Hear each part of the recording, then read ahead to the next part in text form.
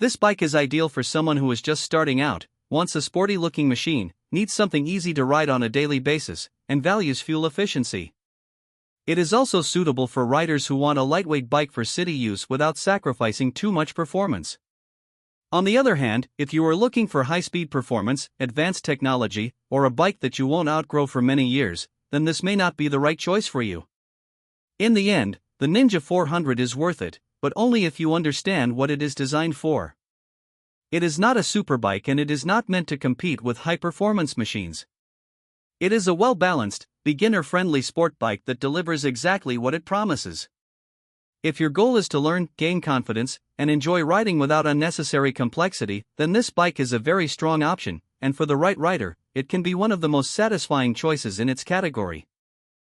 These are not major flaws, but they are important to consider depending on your expectations.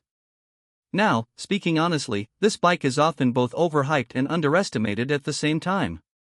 If you are a beginner, this is genuinely one of the best bikes you can buy because it offers the perfect balance of power, control, and usability. However, if you are already an experienced rider, you might outgrow it relatively quickly. This is not a long-term performance machine, it is a learning platform, but it is one of the best in that role. When compared to its competitors, the Ninja 400 holds a strong position. Against bikes like the Yamaha R3, it offers more power, although the R3 might feel slightly smoother. Compared to the KTM Duke 390, the Duke is more aggressive and raw, while the Ninja is more comfortable and refined. Against the Yamaha MT-03, performance is quite similar, but the Ninja has a more traditional sport bike appearance. Overall, the Ninja 400 sits in a balanced position where it doesn't dominate in one specific area but performs well across the board. In terms of price and value, the Ninja 400 falls into the entry-level sport bike category in the US market, and for what it offers in terms of performance, reliability, and brand reputation, it represents solid value. Maintenance is also relatively affordable, which is another important factor for beginners who are not looking to spend heavily on upkeep.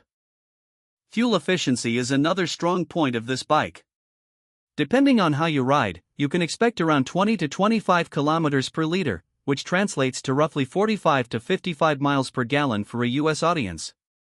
For a sport bike, this is excellent and makes the Ninja 400 a practical option for daily use without constantly worrying about fuel costs. This is especially important for beginners who are often looking for a balance between performance and affordability. When it comes to design, the Ninja 400 clearly stands out in its category. The bike has a sharp front design, aggressive fairings, and a sporty stance that gives it the appearance of a much more expensive machine. From a distance, many people actually confuse it with higher-end Ninja models, and that visual appeal plays a significant role, not just for ownership satisfaction but also for content creation. Good-looking bikes tend to attract more attention, and that translates into better engagement on platforms like YouTube. In terms of features and technology, this is where expectations need to be realistic. The Ninja 400 is not a high-tech bike, and it doesn't try to be one. It comes with a basic digital display, ABS, and standard controls, but you won't find advanced features like traction control or multiple riding modes. However, for beginners, this is actually beneficial because it keeps the riding experience simple and focused. Too much technology can sometimes complicate the learning process, and this bike avoids that by offering just what you need and nothing unnecessary. Looking at the pros, the Ninja 400 is extremely beginner-friendly, lightweight, easy to control, fuel-efficient, and has strong resale value. It also looks like a premium sport bike, which adds to its overall appeal. On the downside, it is not very powerful for experienced riders, the feature set is basic, the suspension could be better, and wind protection is limited at higher speeds. The riding experience is where the Ninja 400 really stands out.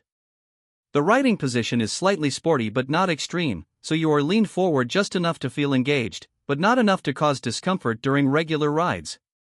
Your wrists won't hurt after short or even moderate rides, and overall it feels very manageable for daily use. When it comes to handling, this bike feels light, agile, and extremely easy to control, which makes a huge difference for new riders. Whether you are turning in traffic, taking corners on open roads, or navigating tight spaces, the bike responds quickly and predictably. That sense of control builds confidence, and confidence is one of the most important things for any beginner rider. The braking system is decent, not exceptional, but reliable enough for everyday use, and the inclusion of ABS adds an extra layer of safety, especially in emergency situations where new riders might panic. In city conditions, the Ninja 400 is almost perfect. It is lightweight, has a smooth throttle response, and the clutch is easy to use, which means you won't struggle in stop-and-go traffic. It feels practical and comfortable for daily commuting. On the highway, the bike performs well in terms of stability and speed maintenance, but wind protection is limited, so at higher speeds, you will feel the wind hitting your body, which is normal for a bike in this category. It's not a deal breaker, but it's something to be aware of if you plan to ride long distances frequently. This bike looks like a full-on supersport machine, but it's actually one of the most recommended beginner motorcycles in the world. So the real question is the Kawasaki Ninja 400 actually worth buying in 2026, or is it just overrated hype? Because after riding it, testing it, and comparing it, there are some honest things that need to be said. This is a lightweight sport bike designed mainly for beginners, but also loved by experienced riders who want something fun, simple, and easy to handle. It comes with a 399 cubic centimeters parallel twin engine, aggressive styling, and a reputation for being one of the best entry-level sport bikes ever made, but specs alone don't tell the full story, so let's break down what it's actually like to live with this bike on a daily basis. Starting with performance, the Ninja 400 produces around 45 horsepower, which might not sound impressive on paper, but for a beginner bike, this is actually the sweet spot. The power delivery is smooth and predictable, which means it doesn't try to scare you, but it also doesn't feel boring or underpowered in normal riding conditions. When you twist the throttle, you get a clean and linear pull, especially in the mid-range, and that's where most riders spend their time. In the city, this bike feels quick and responsive, and it's very easy to maneuver through traffic without feeling overwhelmed. On highways, it can cruise comfortably and maintain speed without any struggle, but if you're expecting aggressive superbike-level acceleration, you won't get that here. This bike is built for control, not raw power, and for beginners, that's exactly what makes it such a strong option because it allows you to build confidence without feeling out of control.